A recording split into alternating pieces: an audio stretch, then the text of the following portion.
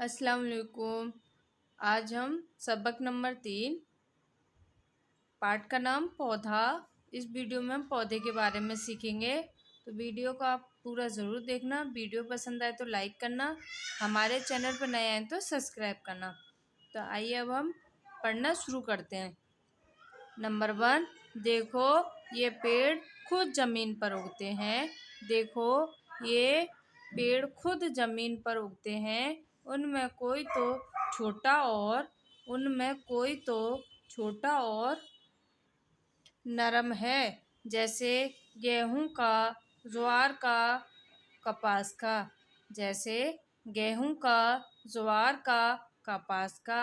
ये सब पौधे कहलाते हैं। ये सब क्या कहलाते हैं?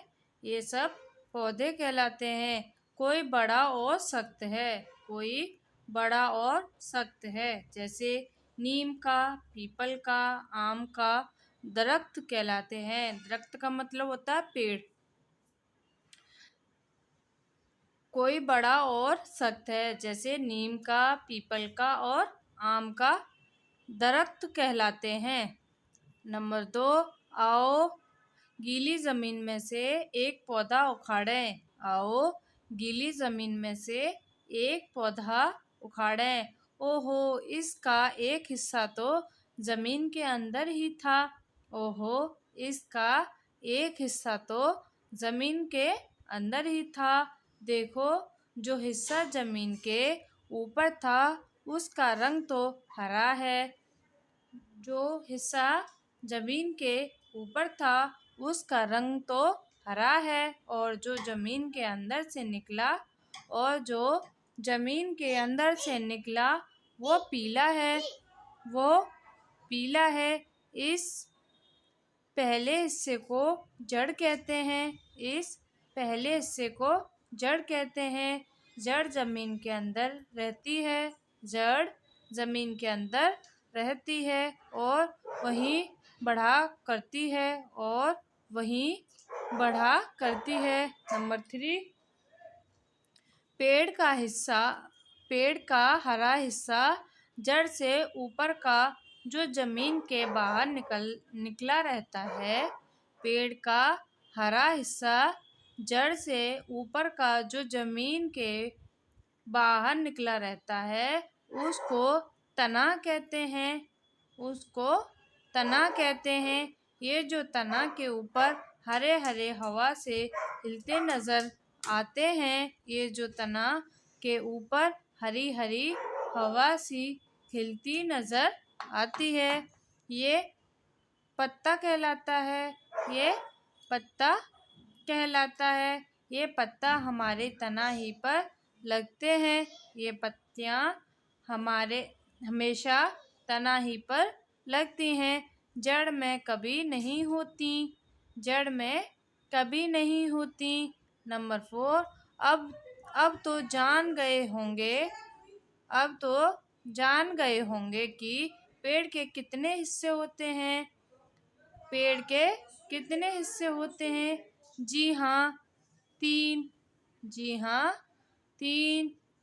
जड़, तना और पत्तियाँ। जी हाँ, 3।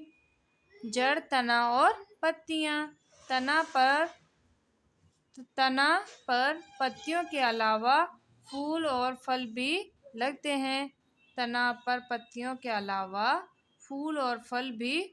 लगते हैं। फूलों में दाने होते हैं, जिनको बीज कहते हैं। इसी वीडियो में हम सबक नंबर 4 पाठ का नाम मौसम और फसलें इसी वीडियो में पढ़ेंगे। नंबर 1, पिछले सबकों में पढ़ चुके हो कि साल में 12 महीने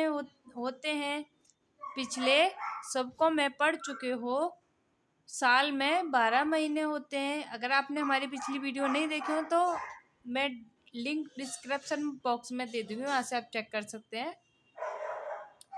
ये भी मालूम है साल में कितने मौसम होते हैं।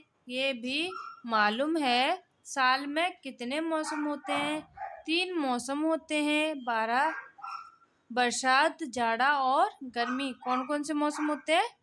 बरसात, जाड़ा और गर्मी। नंबर 2, अच्छा तो बरसात कब तक रहती है? अच्छा बताओ बरसात कब तक रहती है? जाड़े के महीने में शुरू, कुंवार में ख़त्म। जाड़े के महीने में शुरू, कुंवार में ख़त्म।